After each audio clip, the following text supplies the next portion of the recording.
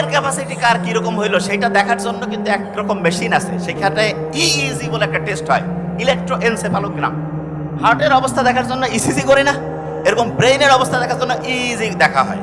এইটা দিয়ে তারা ব্রেইনের অ্যাক্টিভিটিগুলো দেখলো, এবং খুব ভয়ঙ্কর যে জিনিসটা, এই তিনটা গ্রুপের মধ্যে সবচাইতে ক্ষতিগ্রস্ত অবস্থায় যাদের গ্রুপের ব্রেইনটা পেয়েছে, সবচেয়ে ক্ষতিগ্রস্ত সেটা হচ্ছে যারা চ্যাট জিপিটি ব্যবহার করছে। চ্যাট জিপিটির ব্যবসা অনেকটা কমে যাবে। যে বাবা কি কথা, সত্যি কথা বলছি। সবচেয়ে ভালো কাদেরটা ছিল? গুগল?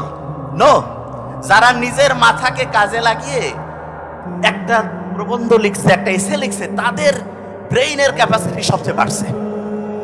গ্রাম যে ভালো, এটা এই কারণে বলি, গ্রামের বাচ্চা কাচ্চার ব্রেন আমি বলি দেশি মুরগির ব্রেন, আর চ্যাট জিপিটির ব্রেন হচ্ছে ব্রয়লার মুরগির ব্রেন।